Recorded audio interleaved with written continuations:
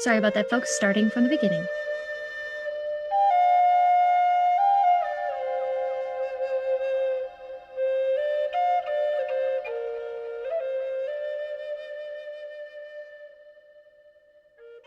Native health in native hands in our language is choget halabet. Basically, it means the medicine that to heal ourselves is in our hands. And basically what that means is to heal from traumas, to incorporate our traditional ideas and concepts into the modern world, and to bring our youth into the modern world with experiences and their own tradition. We don't have land in our ancestral homeland, so it's really important that we build relationships with groups that are in our ancestral homelands that own land, and it's been really a good journey because people have been very receptive to our traditional concepts of healthier forest management, incorporating traditional land use practice with modern land use practice.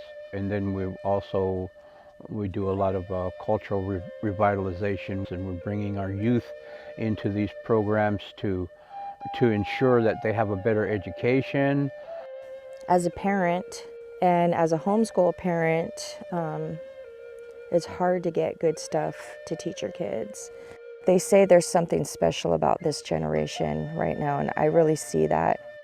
Just being able to expose my kids to tradition, it builds the way they love and cherish their culture. I like learning new things every day.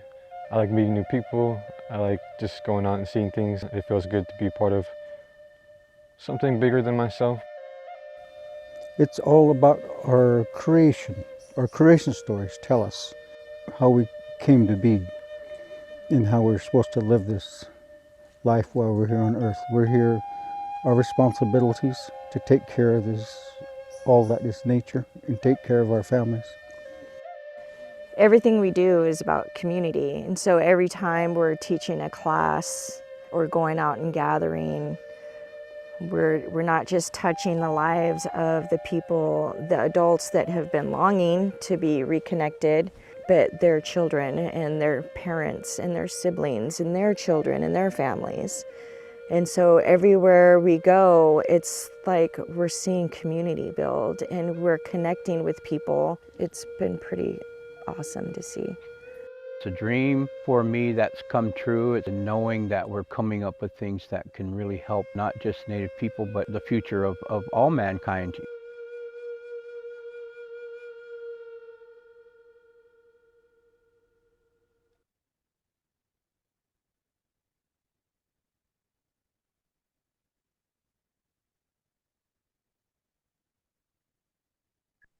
All right, just a minute before we get the screen and the PowerPoints together.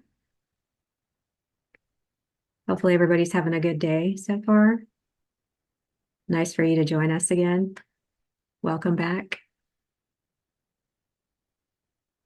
Like we can just be ourselves. And we are miracles because our ancestors survived and we're here. And it took me a while to see that.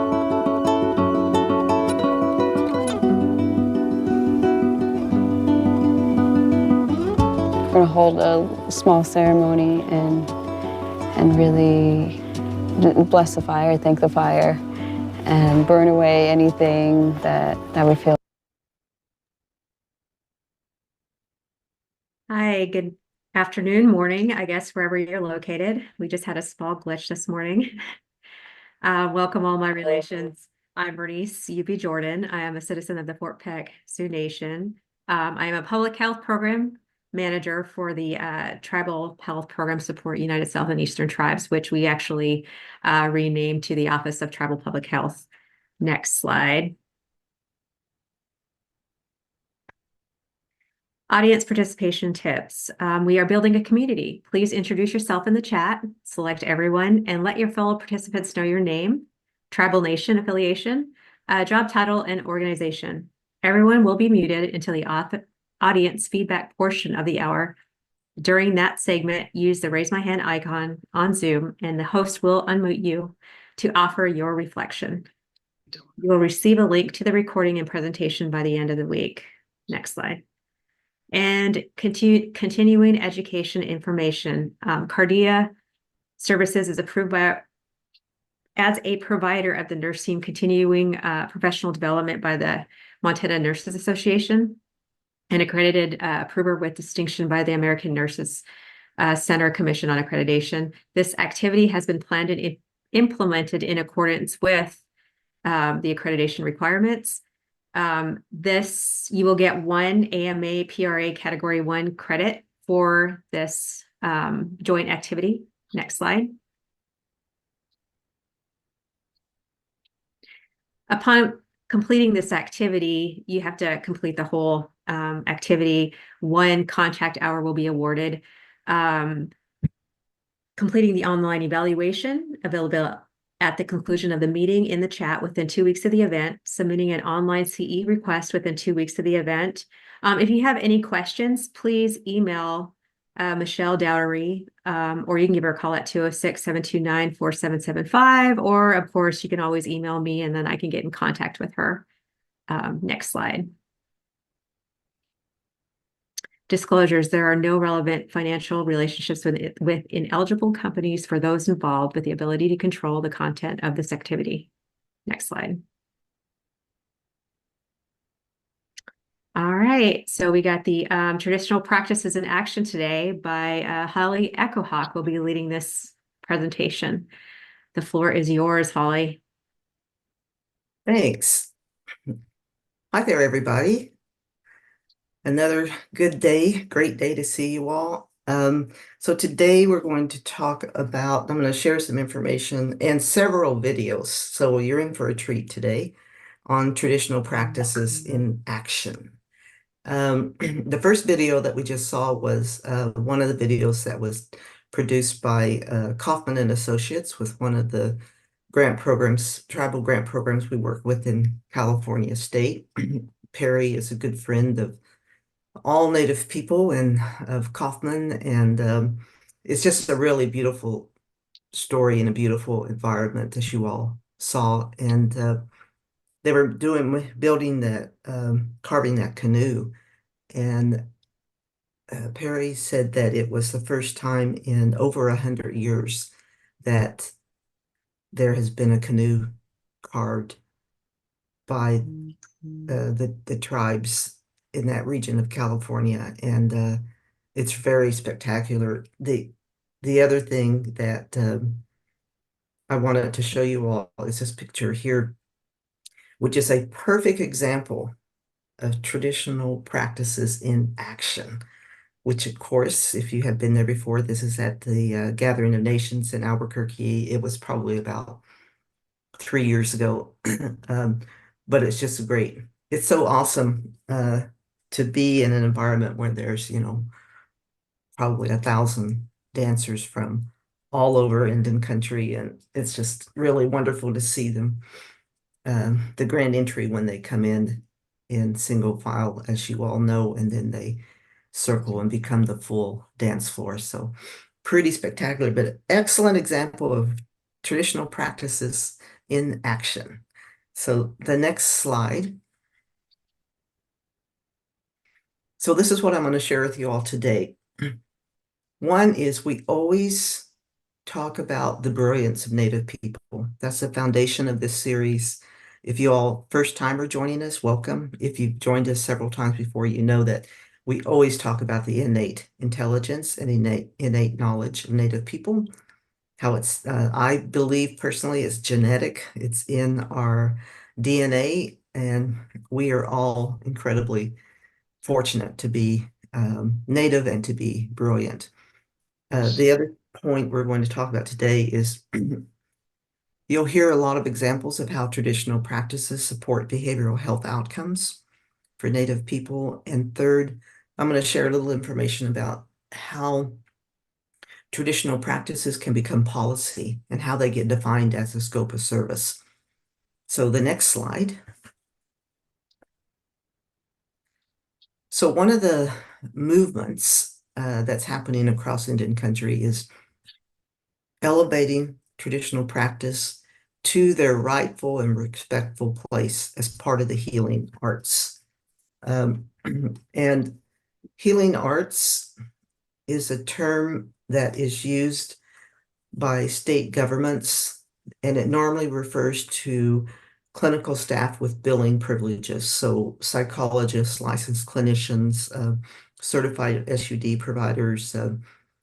So you'll see in the policy language in state government, they often talk about the healing arts. But as they're referring to it, it's mainstream clinicians with certain credentials that allow them to bill Medicaid and third-party insurance and for the services that they provide.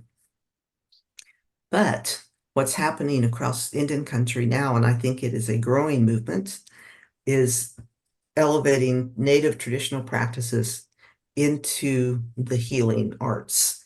So expanding the conventional way that state governments look at healing arts, psychologists, social workers, etc., to also include traditional practitioners, native healers. And this is not specifically about healing arts, but I wanted to just use these two examples, symbols of the New Mexico sun, the Zia sun symbol on the left, and how it got elevated to a respectful place as part of the state flag of New Mexico. If you all from New Mexico, you know this, but there's the origin story about the symbol of the healing sun on the right.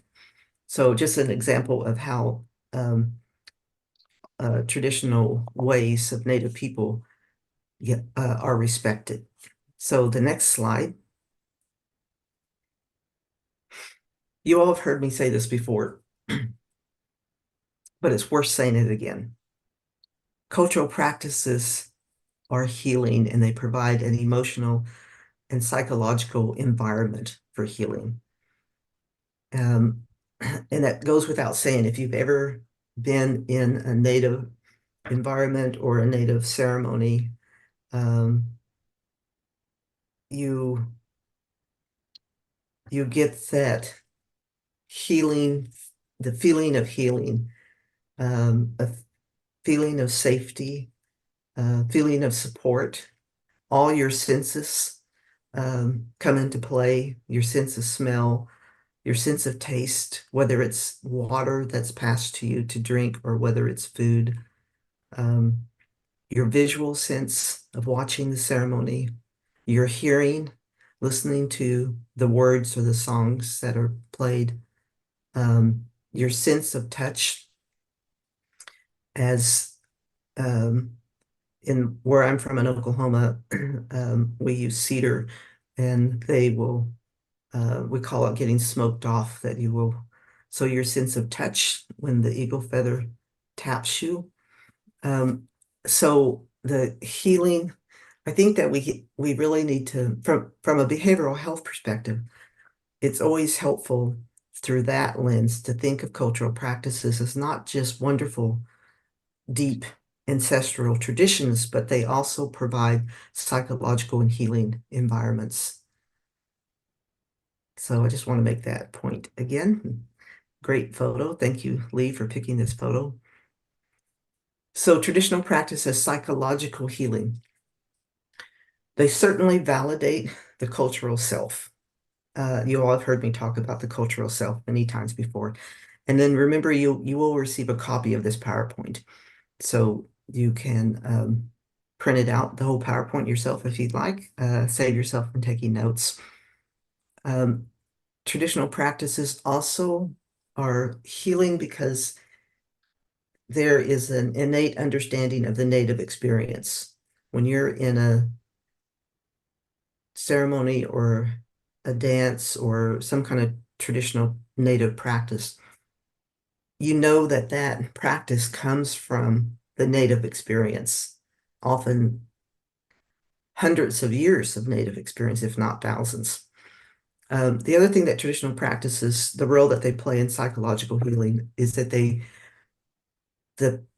practice is very calming. It calms suffering and sorrow. People who are in a place of suffering or grieving a loss, the traditional practice or whatever the ceremony is really does have a calming effect. And if you think about it, traditional practices are the original place-based healing. Today there's a common phrase, how in the behavioral health and psychology, there's always kind of hot phrases that come along and that are used for a particular decade or period of time. Now you hear about place-based healing, right? Place-based. Well, if you think about it, traditional practices are the original number one place-based healing. So just wanted to share that thought with you. So let's go to the next slide. So from a behavioral health perspective, and everyone that's on the call is in some kind of healing, in your work, you provide some kind of healing, whether it's medical care, whether it's, if you're in psychology, community support, social work, nursing, whatever your role is, you are supporting healthy behavior for Native people. So in times of, and you see people in your community who you serve that may be going through a time of great distress or emotional pain or grief, but very raw, deep emotions that they may or may not deal with very well. But they turn to you, they turn to their tribe, they turn to ceremony. But traditional practices, in times of distress and emotional pain or grief, they provide the comfort that I mentioned before. There's a real healing power to a cultural environment. They definitely remind, regardless of the distress or pain that you're in, the traditional practices are a reminder of strengths and resilience that Native people have. They also, I believe, help put out what I call the trauma fire. If you've been exposed to some trauma, if you're in distress, sometimes I call it a trauma fire in you, that it's overwhelmed you. But traditions and ceremony can help tamp down, if not put out, what I call the trauma fire. So the next slide.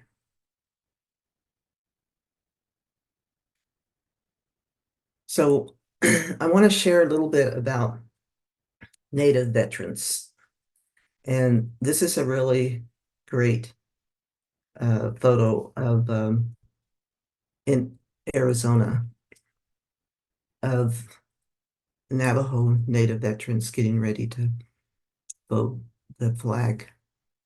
And it's just great, the power of and the importance of tribal veterans is really important. And I know in every one of the communities that we all represent, there's nothing held in higher esteem than a veteran, Native veteran. And whether it's warriors from back in pre-contact days or today, Native veterans are held in great esteem.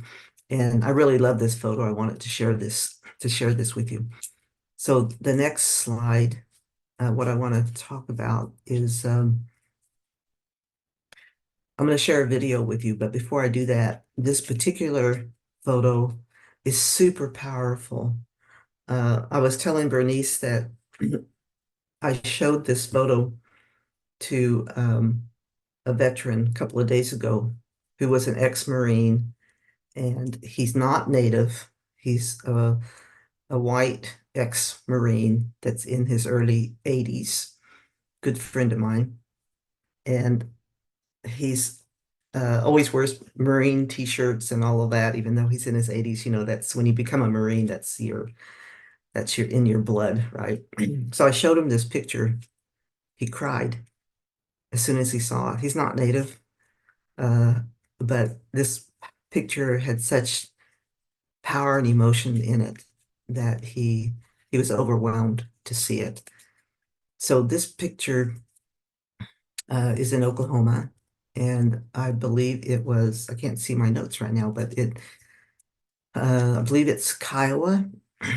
and they do a honoring of their Kiowa veterans every year. And I am going to ask Bernice, who also is a veteran, yay, Bernice, to explain what the patches are, if she can do that for us. So thanks, Holly. So that first patch, of course, Holly thinks I'm an expert at, these things, and I'm not an expert. But that first patch is, I think just about everybody on here has seen that patch because it's a very old patch, and it goes, I think it even goes back to World War II. I don't know if it even goes back to World War I, but it's the U.S. Army 1st Cav Division patch that with the horse on it. One of the most decorated combat divisions in the U.S. And also underneath that, which is kind of unique with that patch, is the rank of E5 specialist, because nowadays they don't have specialist 5th class. That stopped, I want to say in the 50s, maybe even 60s. But so, this is an old uniform with that insignia on it. The other uniform, so my point is that this uniform really does tell a story. So that person must have been a big hero. So they were some type of a leader with that sergeant rank patch. Now the other one is the U.S. Army 17th Field Artillery Brigade patch. I know it's a little hard to see, but that has an E4 specialist patch insignia. That insignia, E4 specialist, that's what they look like now. But again, to the right of that specialist patch, they don't have that E5 insignia anymore, that specialist rank 5 anymore. So that's a pretty old patch. Thanks, Holly. Thank you. So this picture is another example of cultural traditional practices in action, of how tribes honor their veterans. So you have the blending of the worlds of soldier, in this case, Army, headdress, the teepee in the background, the annual honoring of Kiowa veterans. I hope I have the tribe right. I believe it's Kiowa. And this happens all over, probably your communities where you're from. All of you listening and watching have seen ceremonies honoring veterans or watched the color guards come in, which is incredibly moving, I think. But when I saw this picture, I thought, oh, those patches. And I'm not a military person, but I know Bernice was a veteran. So I asked Bernice if she could share with us in honor of these people, men probably, what the patches are. So thank you. That's a beautiful job you did, Bernice. Thank you so much for explaining that. Okay, so what I'm going to show you next, the reason I'm showing you this is, number one, I love talking about veterans. You all know that. And number two, I have a really cool video I want to show you next, which is an interview I did with Spiro Manson, who's at the University of Colorado. Many of you probably know his name, and if you don't, you can Google him, S-P-E-R-O, Spiro Manson. He is a very renowned tribal researcher, did a lot of early work in working on with Navajo combat veterans on getting some of their traditional practices included in the Veterans Administration as a billable service. So I did this interview with Spiro, my friend, at his office in Colorado in 2017. But he really has a wonderful way of telling the story. So I thought I would share that with you today.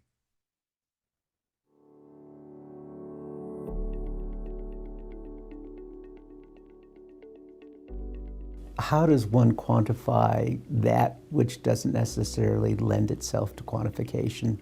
And in fact, quantification likely doesn't do it justice. My life's work has been about bridging different ways of knowing and world experiences. As you know, I'm a medical anthropologist, so I'm a scientist and committed to the empirical process to acquire and generate the evidence behind various kinds of interventions with respect to health and illness in Native people.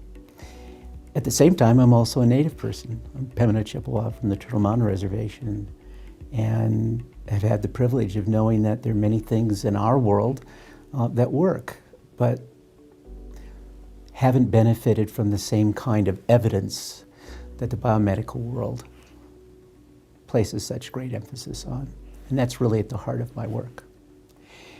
And I had this wonderful opportunity back in the mid to late 1990s. It was in the context of an attempt to replicate the Matsunaga Vietnam Veterans Study. We knew in 1975, when our military personnel began returning to the United States, coming home, that they were experiencing enormous difficulty in reintegrating into their communities. And the government undertook a major study to understand what the consequences of combat and related experiences were for these veterans as they sought to return to their families and their communities. And the evidence was unequivocal that the nature of combat and the horrors that it brings had enormous impact on them and compromised their ability to live productive, meaningful lives. The original study included African American and Hispanic Vietnam combat veterans, but Asian American, Native Hawaiian, American Indian, Alaskan Native combat veterans had not been included in the study, so there wasn't as much evidence and thus momentum to improve the services to address their needs. And so I was privileged to lead the study focusing on American Indian Vietnam combat veterans. And in that regard, the study dealt with two of the three largest reservation-based tribal communities in the country. And so as we pursued this study with the tribal nations in question, particularly the Navajo, they felt very strongly that their tribal ceremonies, their traditional healing rituals were absolutely critical and previously unrecognized outside of the nation itself in enabling these Navajo combat veterans to address post-traumatic stress disorder in their lives. Importantly, they felt that there might be the opportunity to be reimbursed and to underwrite the cost of these tribal ceremonies. I was a little uncomfortable bringing to bear Western science to address these kinds of questions because I thought there was, the challenge of perhaps polluting the sacred with the profane. First off, it was absolutely clear for those Vietnam combat veterans from Navajo who participated in tribal ceremonies before being deployed to Vietnam in combat, compared to their peers who did not participate in the tribal ceremonies, that the former were less likely, given similar levels of exposure to combat and the other kinds of risks that would attend to increase likelihood of contracting post-traumatic stress disorder, that they were less likely to meet criteria for post-traumatic stress disorder. And among those who returned and continued or initially availed themselves of the traditional ceremonies, compared to their peers who did not, again, they were less likely to meet criteria for post-traumatic stress disorder. And even if they did, that the onset, severity, duration, and the likely remission of the post-traumatic stress disorder symptoms were likely to be less than their peers who did not have similar participation in tribal ceremonies. And so the data were unequivocal, and we had, for the very first time, scientific evidence from a biomedical perspective that these traditional ceremonies were efficacious in all terms, from not only the traditional Navajo perspective, but also from the perspective of Western biomedicine.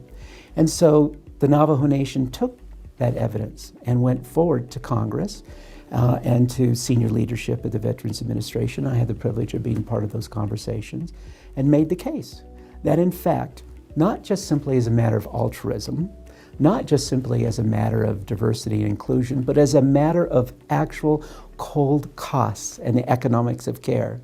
That by investing in these kinds of tribal ceremonies, the VA would recoup and actually benefit from lowered costs for caring for these Navajo veterans who suffer from post-traumatic stress disorder.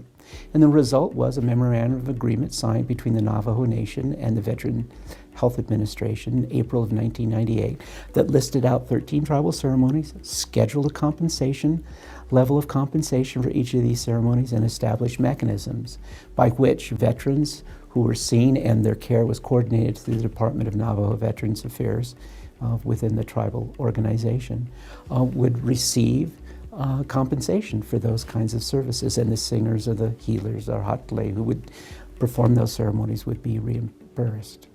And that agreement continues to today. It's really truly a hallmark, and I think is a major testimony to what's possible when you marry the best that Western science has to offer with the views and the aspirations of tribal people about these different ways of knowing and the possible impacts that they may have. So spiromancy is an example, yet another example of native brilliance. And he had so many great phrases in that. I loved his phrase of the concern about marrying traditional practices with behavioral health, because he wants to, how do you avoid polluting the sacred with the profane? I think he said, I love that phrase. The other phrase that, so this, what he talks about is a really perfect example of traditional practices as part of the healing arts. And his last closing statements he was making, they were so powerful, I thought, was he was saying that the Veterans Administration, which is one of the largest bureaucracies in the United States, bigger than SAMHSA, bigger than Health and Human Services, that they recognize traditional practices as healing arts. And they did it, they, in a sense, admitted the traditional practices into their billable service, not just to be altruistic, not just because in the name of diversity and equity it needed to happen, but he was saying that they were able to prove the cold cost of economics and the importance of traditional practices as healthcare for the combat veterans that the study was about. But so wanted to share that video with you. I just love listening to the brilliance of Native people and how they can articulate the work that they're doing.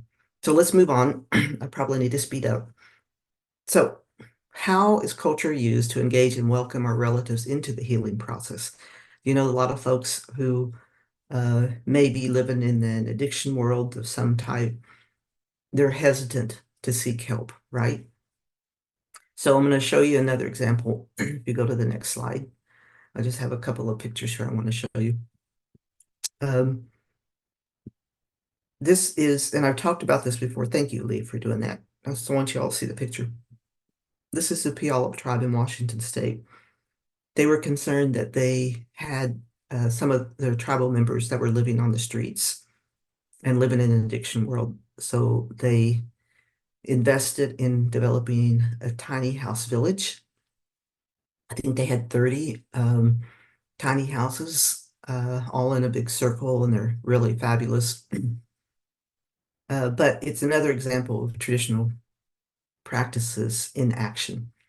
So they built this little village, and you can see on the door of each village there is a symbol, and the name in the Puyallup language is the big letters. And the name for each of these tiny homes reflected a value of the Puyallup tribe. So one might be honor, one might be, well, you get my drift. I can't think of all of them, but so there are values. And then in smaller letters underneath the native language is the English word for that. So each of the tiny homes represented a value of the Puyallup tribe. using their art and the native word for the particular value. The next slide is so they built these tiny homes. They built a village, secure little village, and then they sent their social workers out into the streets to find the tribal members who were living on the street. So they were in Tacoma, which is where the tribe's located, and they were in Seattle. So they went, and you know how tribes, doesn't matter how big or small your tribe is, everybody knows everything, right? Everybody knows everybody. Everybody pretty much knows where other people are hanging out. So they did, they went to the folks that were living on the street, and they let them know about the tiny home village and let them know if they wanted to come there, they would take them. So they did. I was there for the grand opening of this tiny village, and so they had about maybe 10. This is the very first time it opened. So they had about 10 people that they had gathered up from on the streets. And you can see in their native language, the name of the village was called in English, A Place of Transformation. So in the center, the tiny homes are all in a circle, and in the center was a pavilion, open pavilion type of thing. So they had the 10 or so tribal members were there, and then the cultural committee of the tribe kind of led this whole thought process. So they had a ceremony for the people, the new residents. They danced, they sang their songs, Puyallup songs. And then in the pavilion, this covered pavilion, they had a Pendleton blanket laying on the ground. And one of the elders, two of them actually, a male and female, got up and would call up the new residents one at a time. And they had them stand on the Pendleton blanket. And then they talked to them nose to nose. They told them how much they're needed. They said that they're honored that they came to this village.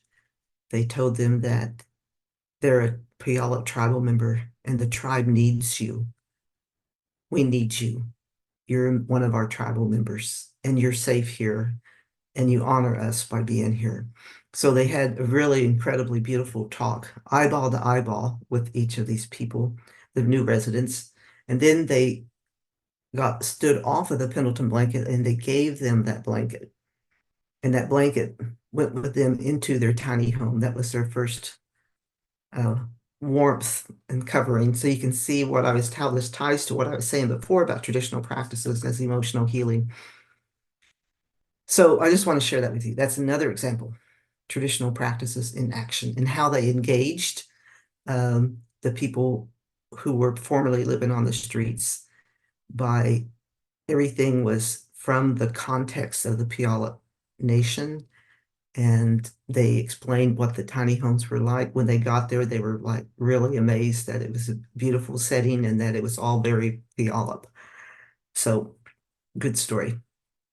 So the next thing I want to share with you, I think I probably need to speed up a little bit. So how can Native culture be addressed in assessment, in behavioral health clinical assessment? Sadly, it's not very well addressed now. And I think we'll do a special session just on this after the first of the year.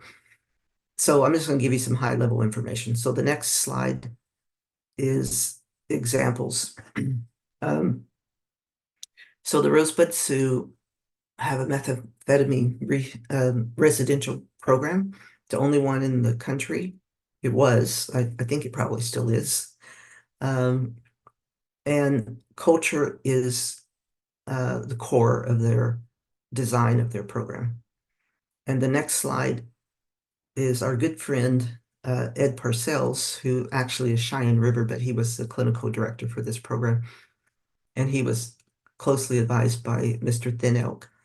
He developed a process, and maybe we'll have him as a guest speaker to talk about this himself, but he developed a process to, as new residents came into the treatment program, they really spent time thinking about the particular background of that tribal member. Were they a traditional Native person raised in a traditional way? Were they, that was on one end of a spectrum. The other end is, were they fully assimilated? Were they maybe native? They're definitely Native people, but maybe they weren't raised in a Native environment. Maybe they were adopted into a white family. So they lived in a mainstream world. They didn't live in a Native world. And then in the middle, they talked about people who were integrated, that kind of lived in both worlds. So they had this really interesting process of for every new resident of really thinking about where they were on the spectrum of nativeness to assimilation. And I just thought that was very interesting. I want to share that with you. And then maybe we can have Mr. Parcells, who's very entertaining and very knowledgeable and very funny, share the information about how they did this. So the next example is perfect example, sweat lodges, traditional practice in action. It's very frequent in many Native treatment programs, there's a sweat lodge. And in addition to all the other supports that the relatives or patients or clients, or whatever term people use, they're receiving help and support in releasing that pent-up emotion, the rage that they might have that comes out in different ways, the pain that they're maybe silently suffering. So they receive a lot of support from that in conventional behavioral health ways, but also through the sweat lodge for healing and purification as well. Another example, the next one.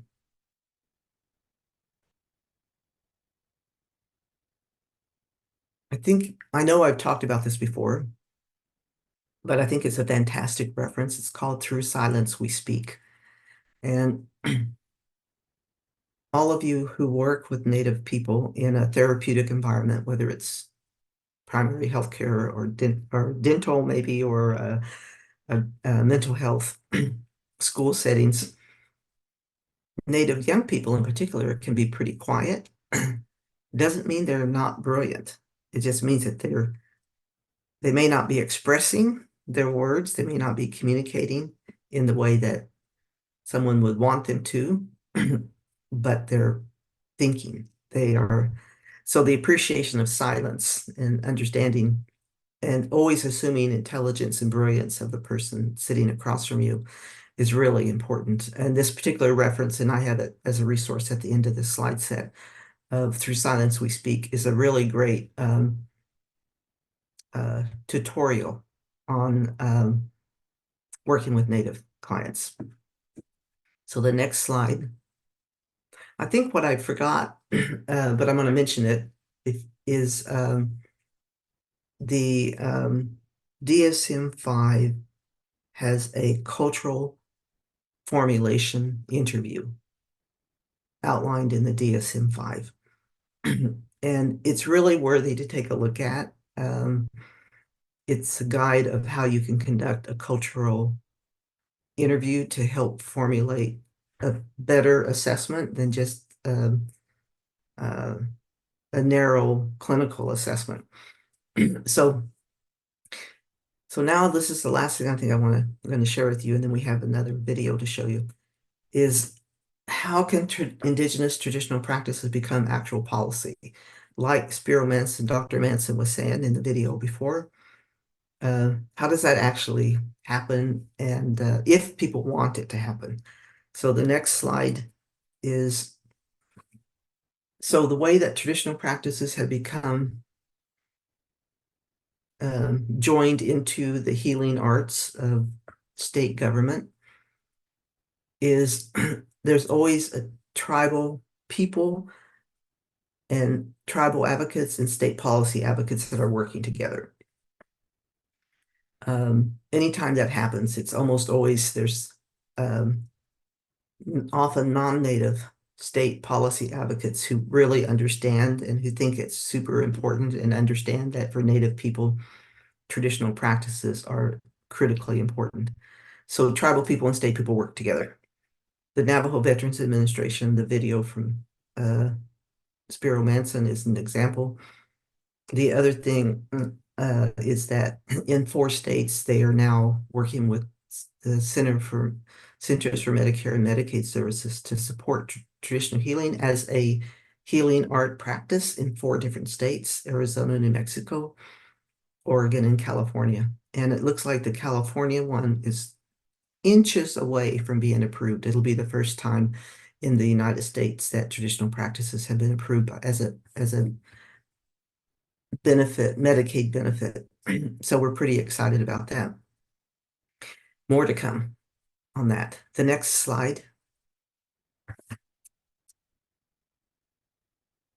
So these are 2 slides that I want to, one of 2 slides, and this is the last piece of information before the video, or before the open discussion. If traditional practices become policy, if they become, if they join into the healing practices of the state, meaning that they can become a billable service in whatever shape or form that takes, there's different definitions that have to be developed. So, so here's an example of how some of these definitions they're just all draft now, but you have to define what a traditional practitioner is. And one definition, and these are all just draft, but I wanted to share them with you, is that traditional practitioners are keepers of generational knowledge, of beliefs and experiences, or it could be generational knowledge of beliefs and healing experiences, or practices that promote emotional stabilization, or things like that. And who says who's a traditional practitioner? One of the draft definitions is that they need to be a person in good standing, recognized as a spiritual leader with their own particular tribe or nation or band, or in California, Rancheria. You also have to define what traditional healers do. And this is the real sticky wicket here. And the definition doesn't have to be very specific, but there needs to be some kind of definition about what traditional healers do. And in this draft, it's very broad. It says that traditional healers use a range of interventions that can include music, songs, ceremonies, rituals, and other activities for restorative health and wellness. Many, many decades ago on Navajo, there was a Navajo physician, and he gave this fantastic presentation. I use it sometimes, where he had a simple chart with a medical MD on the one side and a traditional healer on the other side. And he said, basically, they both do the same thing. And on each side, they both conduct an assessment. And traditional healer does it in a different way than a medical provider, but they both do an assessment. They both determine a diagnosis. They both develop a treatment plan, different ways. They both conduct follow-up. But it was just a real simple way of looking at the equality of a traditional healer and a medical physician. And they both do the same steps. They just do them in different ways. Okay, next slide. So here's some sample wording, because you ultimately would probably end up with a scope of service. So there's some sample wording. These are just samples, and you'll get a copy of this. So on the planning side, you could, in your scope of service that you promote, you could say that you want to conduct a readiness assessment for integrating traditional health practices into primary healthcare or into substance use treatment.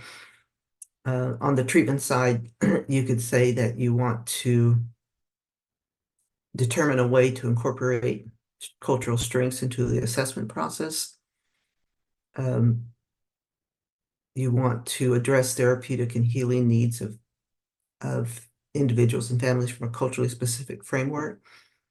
So those are just some examples, both on the planning and treatment sides. They're just sample wordings of what you could include or modify for a scope of service. So I think that's the main things I want to share with you. And then the next slide, I believe it's going to Livia. Oh, here's the resources. Once you back at one, just back at 1 second, Lee. Those are the reasons. Okay, so there's the cultural formulation. I thought I put it in there. That's the link to the cultural formulation interview in the DSM-5, the mental health diagnostic manual. There's the link to the Spiro Manson interview, so you can see it yourself or share it. There's the link to the Through Silence We Speak. And then the Kumeyaay Elder Series, which is, I think there's something below there that you can't quite see, but that is the link to the video, the last video we're going to show after we have some open discussion. So now it goes to Livia. Thank you so much, Holly. Again, I'm Livia Davis. I am a non-native guest in this native space, and it is a privilege to be here. And I facilitate any reflections you might have. So, Holly, I have been keeping an eye on the chat box, and there aren't any questions specifically that come up. There are no reflections either. I have suggested that maybe folks would like to invite to share any traditional practice that they know of they would like to share with others. But I do invite folks right now to just let me know if anyone has any thoughts or reflections they would like to share. We are hearing, that people are feeling it's an excellent presentation, that there are some amazing practices. So we have seen that in the comments, Holly, but no specific questions. Well, I think that's perfectly fine and wonderful. And, again, we do this for you all. This is your hour, your time to enjoy the conversation, to learn new tips, maybe stimulate some new ideas, listen to the videos, and listen to and join in the conversation in any way you want through chat or through coming on off of mute and adding your comment. But thank you all so much. It's always good to see you, and I hope We you did get one in if you want to have just one. If they're, how do you work with children and how do families pay for the services? Big question. How do you work with children?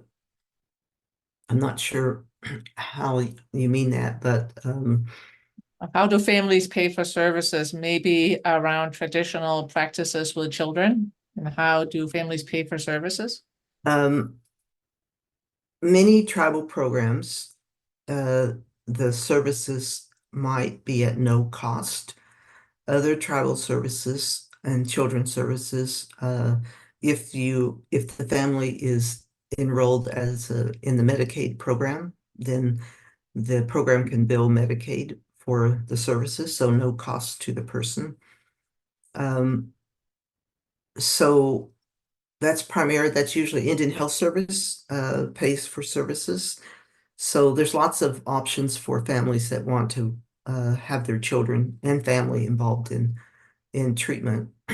And with children, age dependent, there's a whole field on children's mental health and children's treatment approaches, and it's all age dependent. But a lot of folks that do even play therapy for Native children, they use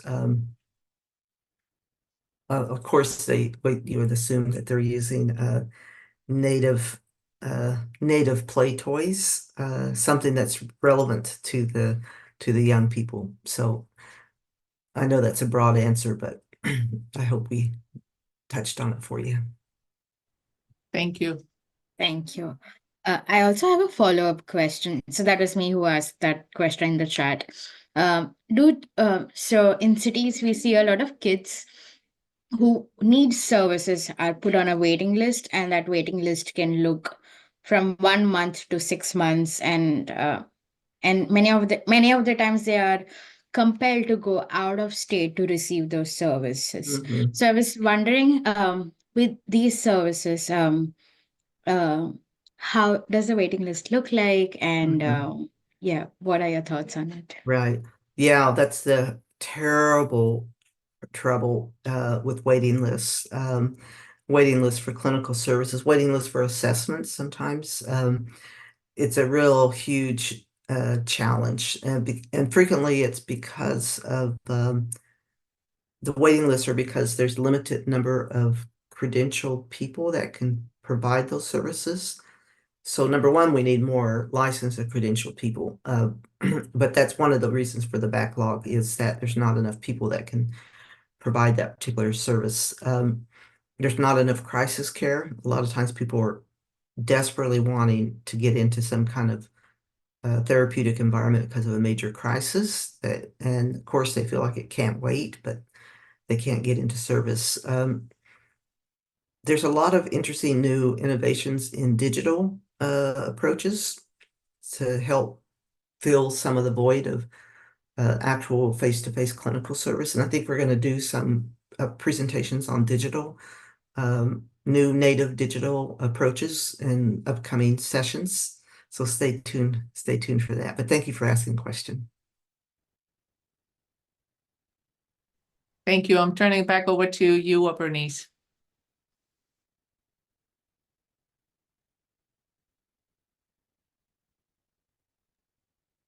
If you have any follow-up questions, please email one of us at our email address, bjordan@usetinc.org, Lee Lockhardy at llockehardy@c4innovits.com, and Holly Echohawk echohawk@pacific.com. Yeah. That's a lot.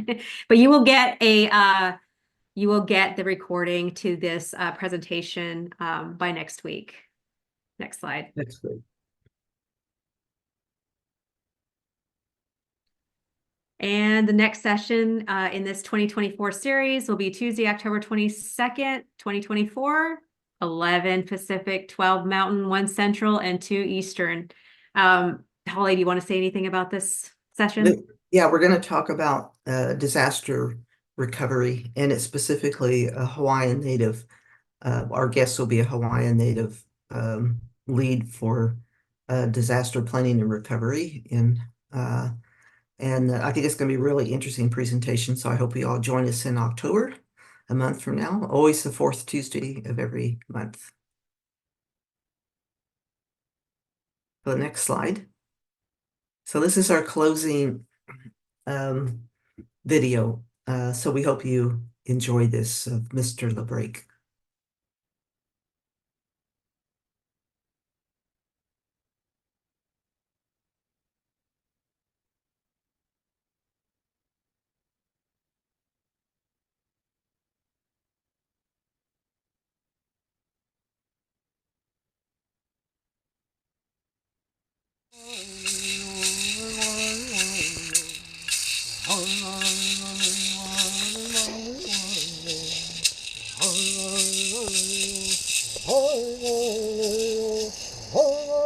My name is Jamie LeBrake, and my father was Jack Richard LeBrake. My mother is Evelyn Mary Piper LeBrake, and I was a Sequan band of the Kumeyaay Nation.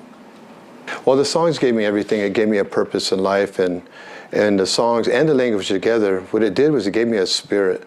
It ignited my spirit within me to get back to my people, a spirit that I didn't really know I had before. We sang at San Pasqual, Vejas, Campo, Manzanita, everywhere, Jamul, everywhere, Sequan. And then what that did was it brought me back into my community, because for a long time I was distant from my community. I was doing other things. I had an addiction as a young man. There was a time where I felt like, not intimidated, but I didn't feel like I belonged, because I didn't know the language yet or the songs yet. I was always on the outside looking in. Even though I knew I was Kumeyaay, I didn't feel like I deserved it for some reason. I'm 59 years old right now. And I'm not even worried about getting old because I have a lot I have a lot to strive for.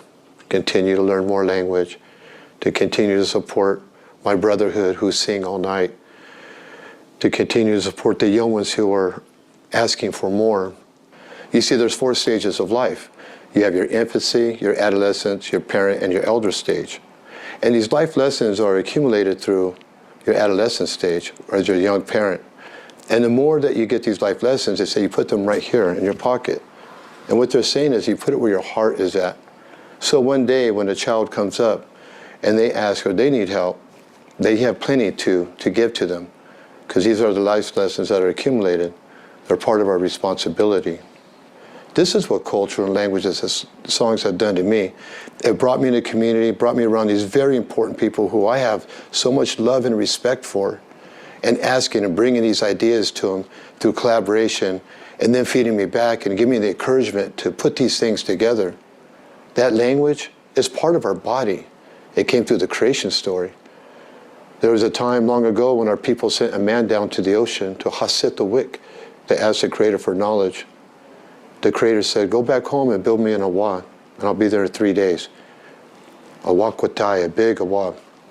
He came in 3 days, and he came in form of a large serpent, miles and miles long, they said, and he had crawled into this home, and he kept crawling in and crawling in and crawling in.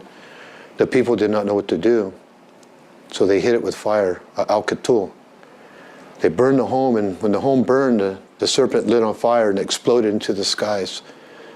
And the people swallowed part of that flesh, the language, the songs, the ability to philosophize, know what plants to use for medicinal use, diet use, and tool use. When we swallowed it, I believe it became part of our flesh, our body. And I believe we all have that in us today. So when we're speaking our language, it ignites us. It awakens us as a people. Every one of you is a part of that piece. Every one of you. Whether you know the language or you don't, or the songs you don't, it's okay. It's your spirit that we want. It's your makhau. And we want your spirit to burn bright. Because it's your spirit. When it's burning bright, that's going to heal our people. That is how we heal our community. That's what we want to do. And we don't need no one on the outside to do that for us. It's great. We need to do it for ourselves. And we're here. And we want you. We want our own school. We want our own community, and we want our healing to begin today.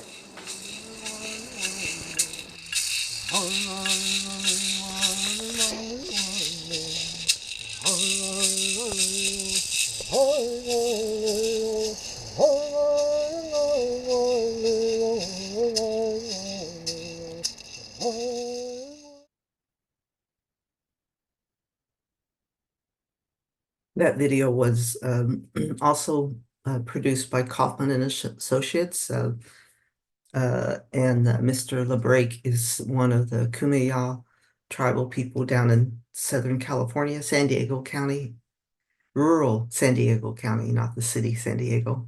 And I really love the way that they refer to humans as humans with a Y. And I just thought that his story he shared was a good example of traditional practices as healing, and how, regardless of where you are on the native journey, you can still be of help. So thank you all for being here today, and hope you all come back next month. We'll look forward to seeing you and hearing from Native Hawaiian